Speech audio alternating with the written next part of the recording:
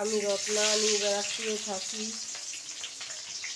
তোমাদের সবাইকে স্বাগত রত্না কিচেন ব্লগে। দেখো পেঁয়াজটা আমি হালকা লাল লাল করে ভেজে নেব। হালকা একটু নাড়াচাড়া করেই কুদরিগুলো দিয়ে দিলাম, ঝিঝিরি করে কুচিয়ে রাখা। এবার লবণ হলুদ দিয়ে নিচ্ছি, ভালো করে ভাজা ভাজা করে নেব। এবার ঝিরিঝিরি করে কুচনো পেঁয়াজটা দিয়ে দেবো। এবার লঙ্কা কুচিটা দিয়ে দেবো।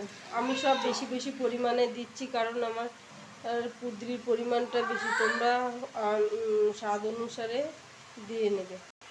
দেখো ওগুলো সব একসঙ্গে মিশিয়ে ভাজতে থাকবো। দেখো সব একসঙ্গে মিশিয়ে নিয়েছি।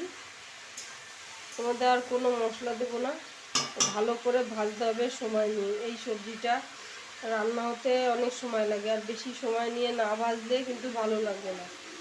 কম স্টিমে সময় নিয়ে ভাজতেই দারুণ লাগবে।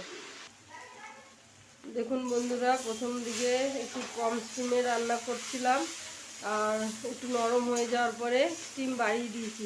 আর কুদরিতে যেহেতু কষকষ থাকে, সেই জন্য একটুখানি এই সাইড দিয়ে একটু কালো কালো হয়ে যাবে, লেগে লেগে আসবে। দেখো কতটা কুদরি ছিল, প্রায় এখানে 1 কেজি কুদরি, আর দুটো বড় পেঁয়াজ, আর 10-12টা কাঁচা লঙ্কা দিয়েছি। দেখো রান্নাটা আমার হয়ে গেছে।